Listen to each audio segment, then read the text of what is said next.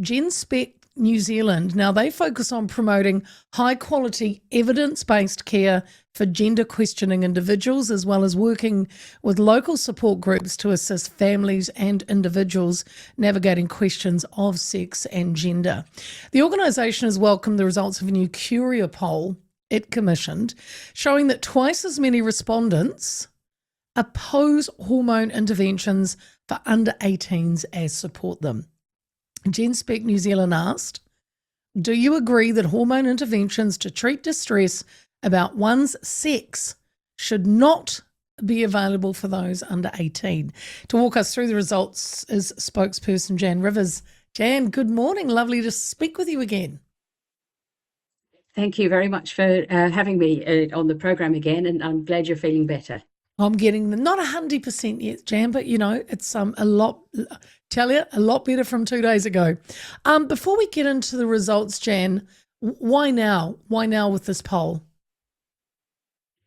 One of the things that's coming up, of course, is the a judicial review which is being taken against the ban on puberty blockers by the Professional Association of Transgender Health, Aotearoa.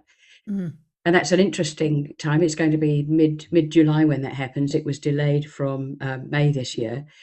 And it's interesting because in the US yesterday, the Federal Trade Commission has taken WPATH, who are the World Professional Association of Transgender Health, to court for fraudulence in terms of their health standards. And the case is going to be taken in Texas, and there are 3 other states which are part of that case.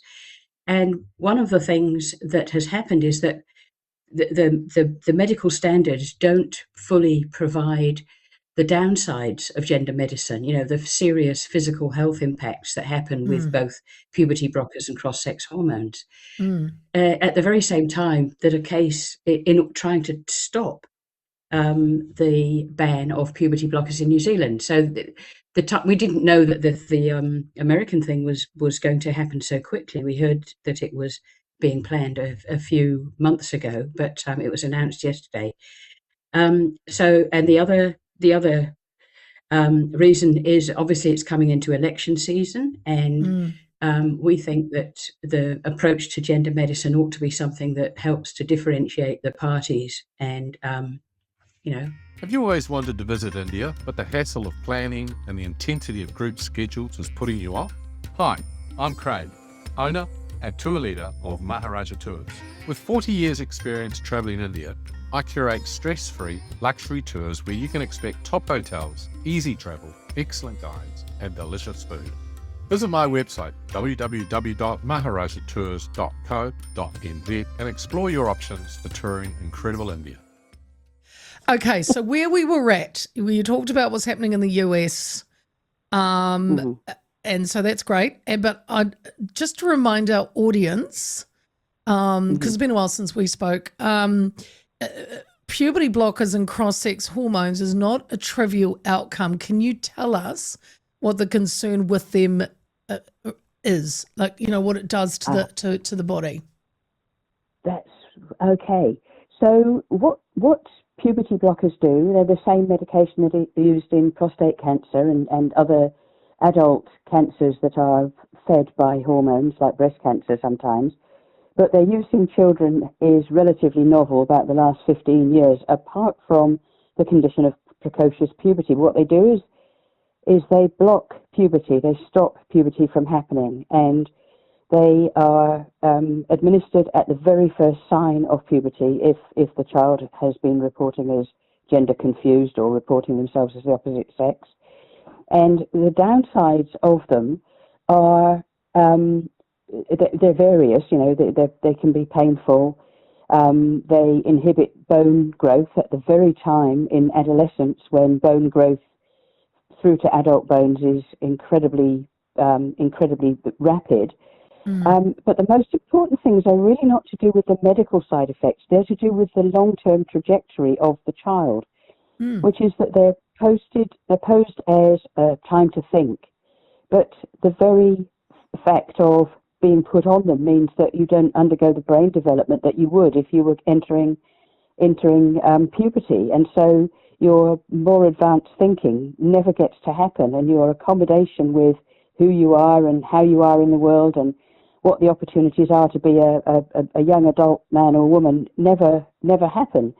So what happens is that something like 99%, 98, 99% of these kids go straight on to cross-sex hormones. And the problems with cross-sex hormones are not really adequately described, we believe, when young people go onto them. And PATHA tried to make both of these drugs administrable through general practice, i.e. that doctors, GPs would administer them, which is insane when they have lifelong, incredible changes. Yes. And the thing for me as a lesbian woman, one of the real issues is that a lot of these kids, if they were just left alone, they would become lesbian or gay adults, and that is that's something that's part of the story that really hasn't had any exposure in. But a lot of the kids also have one of the factors that brings about a desire not to be in the body that you have is sexual and physical abuse. So that's another cohort of the kids who end up in this situation, and another cohort are the ones who have autism syndrome conditions, who have very sort of fixed and rigid thinking about the way that they are in the world. And if they don't feel, they recognise that I'm not like the other girls, I'm not like the other boys, then in this climate, the obvious answer that is sent through to them on Pink Shirt Day and throughout Pride Month in schools is that, oh dear, they might be the other gender. You know, this is a highly toxic environment for gender-confused kids, where their trajectory, rather than being a young adult with who doesn't conform to gender norms, they become somebody who would feel happier in the other body. You know.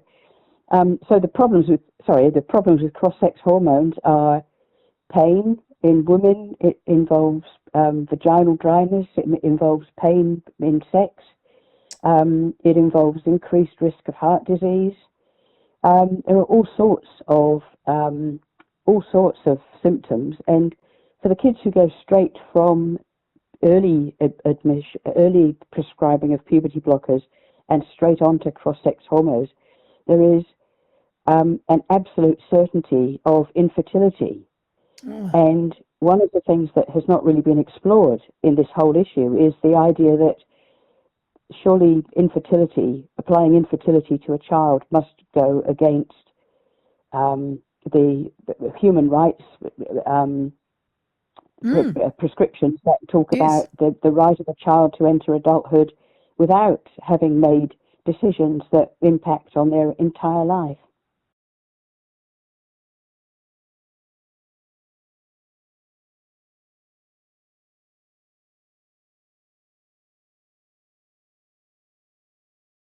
Have you always wanted to visit India, but the hassle of planning and the intensity of group schedules is putting you off? Hi, I'm Craig, owner and tour leader of Maharaja Tours. With 40 years experience travelling India, I curate stress-free luxury tours where you can expect top hotels, easy travel, excellent guides and delicious food. Visit my website www.maharajatours.co.nz and explore your options for touring incredible India.